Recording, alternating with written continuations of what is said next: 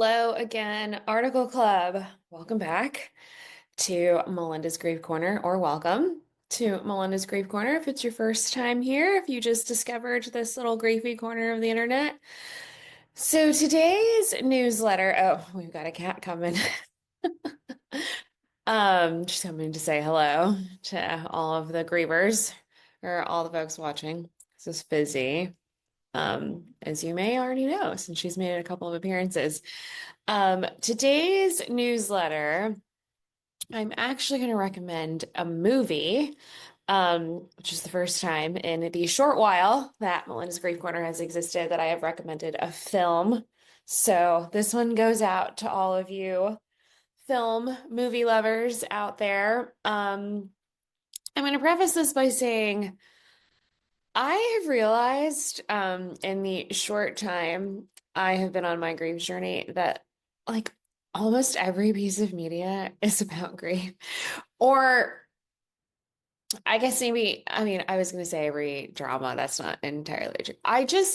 There are so many movies that maybe I just notice it more now. It's like, you walk through into this new area of your life and you've just become aware of all of these things. You're like newly initiated and now everything is a grief thing. I'm going to talk a little bit about um grief in movies and my own experience pre-grief.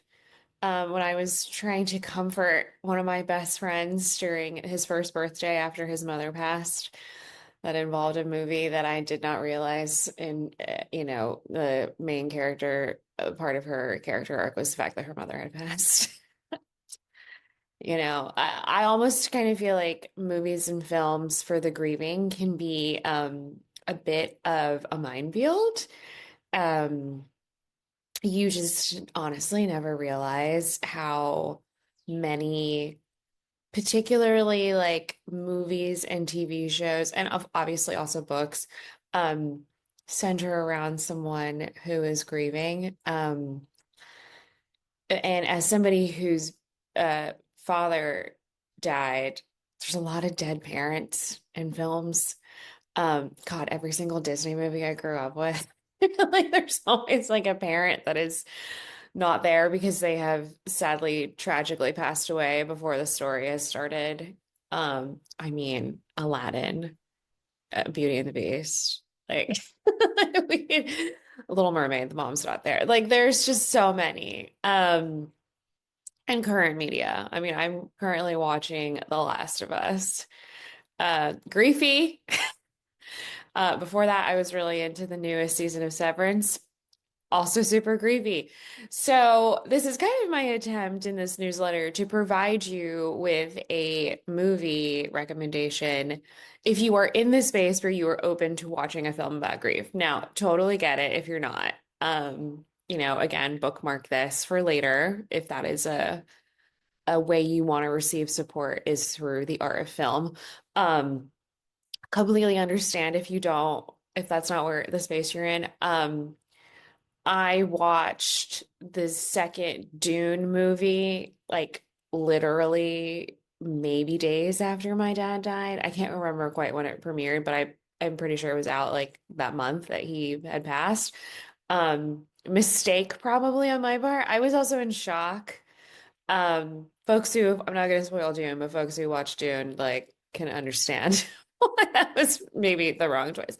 I also, in the couple of months after my dad passed, I went and saw like an anniversary screening of Steel Magnolias.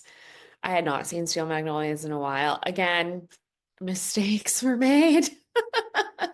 Um, so again, I think that movies and films are a place that just a minefield of griefy bombs that are just going to go off at any given time. I honestly do feel like, and maybe there is a resource like this where you like a Google sheet of the different movies and films or and TV shows to avoid if you are grieving, because they can be very triggering. Maybe I'll make that. Let me know if you want that resource for me. It's something I've thought about in this past year. But anyway, I'm going to recommend, finally, as I've been bantering, a movie I did see in the theater within the first year of my dad's passing, A Real Pain. You may have heard of it. It got a lot of Oscar buzz. It is, I'm not going to spoil it, but basic premise. If you don't want the basic premise, just go straight to the newsletter, click on the link for the trailer that I've included for A Real Pain.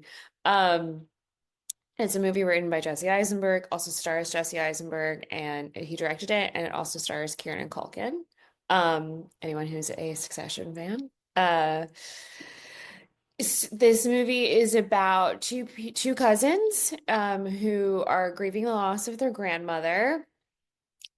She was a Holocaust survivor, and they take a trip together to Poland. I think shortly after she had passed, as to go see her village where she grew up. And they're taking a tour with other people who are also on like the same kind of history tour in Poland, about the Holocaust.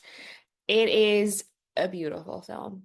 And if you are in this space for grieving, particularly if you're in the space where you want to see a depiction of two very different people having two very different grief journeys about the same person, because they are grieving the same person and they have the same relationship with this person because they're both their grandsons to their grandmother, of course. Um, this movie is beautiful. There are scenes that are monologues that are just incredibly real and incredibly grounded. I felt very, very seen by um both of the characters in different moments. But there is again, if you're spoiler averse, fast forward. There is a scene where Jesse Eisenberg delivers a monologue during a dinner, and it is glorious. And just the dialogue between the two characters, um, I think is just very real. And can I think the way that it is written, and credit to Jesse Eisenberg, the way it is acted, credit to Kieran and Jesse, of course, and of course Jesse as the director, everyone that was involved in the making of this movie. I think it is a depiction of how complex and complicated grief is, and how complex and complicated and difficult that can be to digest, especially when you're grieving alongside other people who are also grieving that person that you lost, and when you have that same relationship. That is not an experience I have because I'm my dad's only daughter, his only child. I am grieving alongside my mother, but that was his only way. So, and I will get into the complexities of that kind of relationship in future newsletters, but especially at the time I watched this movie, I was kind of trying to figure out, navigate these waters of like, I'm grieving a person that my mother is also grieving, but we're very different. It's very complicated. We have different relationships to the same man. Um, so I really hope if you do decide to watch this film, that I hope it speaks to you in some way. Again, bookmark this if you're not ready to, because movies can be really visceral, right? Like they're very emotional. I mean, as art is, as good art that speaks to you is, good art, subjective. Um, but again, I hope that this is another resource that will be supportive to you in whatever way you need to feel supportive. The next time you will see me, it will be Father's Day. So it'll be a big, griefy Melinda's Grief Corner moment. Um, and so just as a, what to expect in the coming couple of weeks. So until then, I hope you check out this film. Big hugs always. And